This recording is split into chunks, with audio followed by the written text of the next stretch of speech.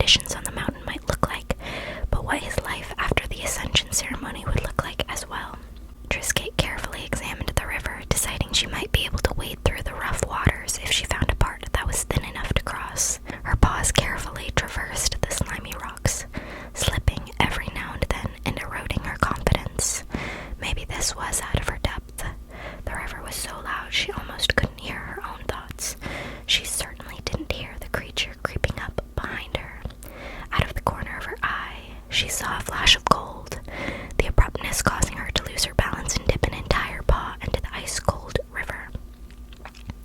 "Are you okay?" a small voice spoke. Trisket retreated to a grassy patch beneath the trees, looking up at the orange cat the voice came from. "Who are you?" Trisket immediately put her guard up. She had never seen this cat before. "I'm Melody, a river spirit. The storm is only going to get worse. You need to turn around." "I can't. I have to get my brother." Trisket carefully examined the other cat. She had never met a river spirit before. She thought they'd be different, less like her. "How can I go across the river?" "You can't. Turn back," the other cat warned, hiding coyly behind the rocks. "No, tell me how to cross," Trisket demanded, her voice stern and clear through the rain and rushing waters. The other cat cowered, ducking her head behind the rocks with a whimper before scurrying away. "Wait! It's not safe," the cat yelled back, running from Trisket. She continued to chase Melody, her golden fur sticking out easily in the dreary gray landscape as if she were a beacon for Trisket to follow. "My brother isn't safe. Help me, help him," Trisket pleaded as she chased the other girl, her claws scraping against the rocks as she tried not to slip. Melody stopped. "Is he the little gray guy that passed through the other day?" Her little orange head peered over her back at Trisket, her eyes each a different shade of blue, matching the waters she guarded. "Yes, Bobby, you saw him." "He attacked me and nearly bit my neck. He's not worth saving." "That's not for you to decide." Trisket shut her eyes with a sigh. She was always cleaning up her brother's messes. "Melody, please, just help me cross and I'll make it right for you." "My problems aren't with you. They're with that fool you call a brother." "Then I will make him make it up to you, but I can't do that unless he is safe. I cannot return home empty-handed. Help me, please." There was a pause between the two cats. The raindrops beat down on the rocks around them, making the silence deafening. "Okay," Melody approached Trisket. "I will help you, but know that I'm helping you, not him." Melody headbutted Trisket, a spark of electricity forming from the collision. She wrapped her tail around Trisket's and began leading them to the river. Trisket had no choice but to trust this stranger. They walked side by side, tails intertwined as they began to walk across the river. Their paws did not sink into the water, but rather pressed against the surface, as if the water was repelling their furry feet. It was so fast, Trisket could hardly believe it. She had just traversed across a raging river unharmed with the help of a spirit she had only met minutes ago. There really was no going back at this point, not without Bobby at least. She glanced up at the mountain in front of her. The winds and rains had ruined the paths to the top. She would have to make her own way up. "Melody," Trisket turned back to the orange cat. "My gratitude is endless. You will see me again." "I'm sure I will," the cat nodded before retreating into the blur of mossy trees by the riverbed. Trisket stared up at the rocky cliffs ahead. Her body wasn't as robust as it used to be when she was younger. These jumps were going to be difficult, and each one needed to be executed perfectly. Scaling the steep mountain might not be the best choice. She might have to trudge through the muddy paths instead. It'd be a longer journey, but the risk of slipping on the cliffs was too great. She stared down at her once white paws and took a breath, mentally preparing herself for the long trek up the mountain. Luckily, the oncoming storm meant that any potential predators were likely to be far away, probably somewhere safe and dry. Trisket wished she was somewhere safe and dry before wondering if her brother was experiencing the same obstacles as her. An image of him sopping wet stuck within a landslide flashed in her mind. She shook the thought away quickly. She couldn't worry about the things she didn't know to be true. She had to keep going. She had to believe she could reach her brother before conditions worsened. Her paws sunk into the wet earth. She knew she would tire quickly if she had to keep dragging her feet out of the mud with every step she took. Finding solid ground to walk on became her priority.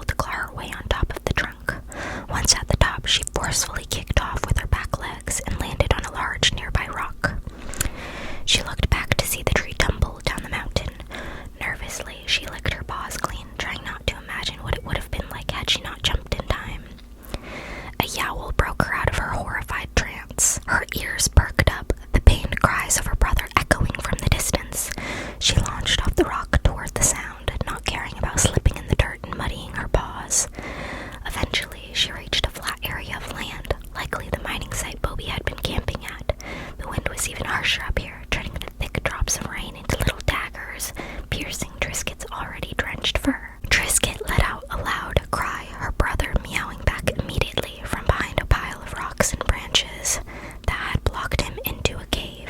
She rushed to begin digging him out, the debris far too heavy for her exhausted, giddy arms. She continued anyways. She had to free him. She didn't come all this way just to give up now. There was always a way. "I'm going to go look around for something that might help," she declared. "Triscuit, wait! I'm scared." She could hear the fear in his voice, and it made her heart break. "I'll be back. I won't leave you.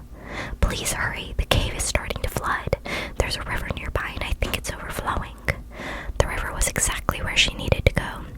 She climbed the pile blocking the cave and made her way across the rocks. The river was indeed overflowing, but that might be exactly what she needed. "Melody," she called out. "Melody, I need your help." "I know," a small voice replied from behind her. Triscuit jumped, startled. "I've been watching you make your way up the mountain. You're very determined." "Well, since you've been watching, you must know the predicament I'm in." "I don't like your brother," she stated plainly, her chubby orange face blank. "But I admire your perseverance. I can help." She stepped into the river, the water bending around her paws and changing direction. The river began flowing in the direction of the cave. "He'll drown," Triscuit interjected, worried Melody wasn't actually helping her. "Only if you interrupt me," she replied, lowering her head and elongating her body in a big stretch. The water bended with her, rising into the air and crashing onto the rubble blocking the cave Bobby was in. The cave successfully dislodged a few branches and rocks, making the pile smaller. Melody swiped her paw across the water's surface, the river suddenly sweeping to the side and pushing the larger rocks out from the cave's entrance. All that remained was a few branches and twigs. She then slapped her tail against the water's surface, the flow from the river halting immediately and allowing the river to return to its original course. Bobby bounced out of the cave, looking around frantically, trying to understand what just happened. Triscuit jumped down from above, startling Bobby and causing him to cower into a small gray ball. Upon seeing her, he pounced once again, only this time he pounced onto Triscuit, tumbling across the muddy ground with her. Triscuit instinctively growled, signaling to Bobby that he should back off. "You did it! I can't believe it!" Bobby exclaimed, his large eyes staring at his older sister in pure adoration. "I had some help." Triscuit glanced at the river passing by above. "And you could have avoided this had you been a little nicer to the spirits," she scolded him, his ears going flat as he realized what she was referring to. "I can't get into that right now. We have to go home before your ascension ceremony tonight." "That's tonight." Bobby ducked into the cave to avoid being pelted by the rain. "I can't ascend. I'm not ready." "I can see that." Triscuit eyed the smaller cat wearily, following him into the cave's entrance. "But we can figure that out when we're home, if we can get home." She yawned. She didn't realize how tired she felt until now. "Triscuit, you're shaking. Are you all right?" Before she could answer, her legs gave out beneath her. Bobby grabbed a sack full of glittering ores and minerals, emptying it onto the cave floor. He grabbed Triscuit by the scruff and dragged her limp body into the sack. "I'll get us home." "But your rocks," Triscuit protested weakly. "You're more important." He tightened the sack around his sister's body, making sure she was secure before gripping the sack's string in his mouth and pulling it along the ground. The rain beat down on Triscuit's body, and all she could do was stare up at the gray sky. The sound of the sack sliding against the ground was suddenly replaced by the sound of rushing water. The sky above her began to move very quickly. She turned her head to discover that they were no longer on the ground, but rather in water. Only a few moments later, and they were back on solid ground. Triscuit felt her brother drop the sack from his mouth. She wriggled her way out and found Melody sitting calmly in front of a speechless Bobby. "I'll take all that gold you found as an apology," she spoke. "My gold? Seriously? No way. I found that. It's mine." "Okay, then I'll drown you." The river began rising up quickly again, the icy cold water soaking the tip of Triscuit's tail. "Hey now," Triscuit interrupted. "You can have the gold. We won't bother you again." "Fine," Bobby grumbled. Melody said nothing to this. She only nodded with a look of satisfaction across her face. "The sun is setting. We gotta go." "Hey, wait, I can't run right now," Triscuit huffed, her legs still wobbly. "We'll get back in the bag then," Bobby retorted in annoyance. She might have saved his life, but he was always going to be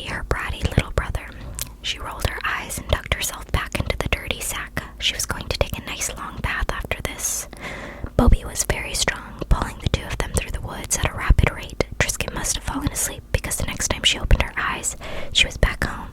It felt nice to be the one being helped for once. She was so used to looking after her brother that she never realized he could take care of her as well. "My boy!" Scampers cried out upon seeing the two reach the camp. Bobby dropped the sack and headbutted his mother affectionately. Trisket wriggled out of the muddy bag, licking her paws to get the dirt out of her eyes. "You both look terrible." "I feel terrible," Trisket sighed, "but I saved Bobby just in time. He was stuck in a cave and it was just so—" "Yes, you saved him just in time. The new moon is nearly here. He almost missed his ascension." Scampers cut Trisket off. "You both are filthy. I'll have the birds wash you two up while the squirrels get the ritual set up." "Wait," Bobby shouted. "I can't ascend." Scampers stared at them, her black eyes beady and void of emotion. "It should be Trisket." "What do you mean?" Scampers pressed. "It was always going to be you, Bobby. You went to the mountains to become one with the rocks." "It will be me," he nodded, his tail flicking anxiously, "but it should be her first." "Bobby, it's okay," Trisket shook her head. "I don't want to become a god anyways." "You're already a god, at least in my eyes." Bobby stared at Trisket lovingly. "You've already done the ritual by coming to save me. You created peace when there was conflict between me and that scary river spirit. You forged your own path when the mountain became a muddy mess, and you illuminated the unseen by getting me out of the cave. All that's left is for you to accept your ascension." "Is this true? You did all that to save your brother?" Their mother looked between the two of them. Trisket nodded shyly. "Bobby, you really don't wish to ascend tonight?" "No, Mother. I would like to be Trisket's apprentice first. I have so much to learn from her." "Agreed," Trisket quipped, earning a glare from her mother. "Well, I guess by the end of the night we'll have a new goddess." Scamper smiled. "It's about time we had a deity of adventure." The end. So, that was the short story I had to write for my community college class, my intro to mythology class. I give it a 6 out of 10. I think it's kind of boring. I think it's kind of cliche, but I wrote it and I thought I could share it as a little bedtime story for you guys. Thank you so much for tuning in. Let me know if you think Trisket should have killed it. No, I'm kidding. I'm kidding. Yeah, let me know if you would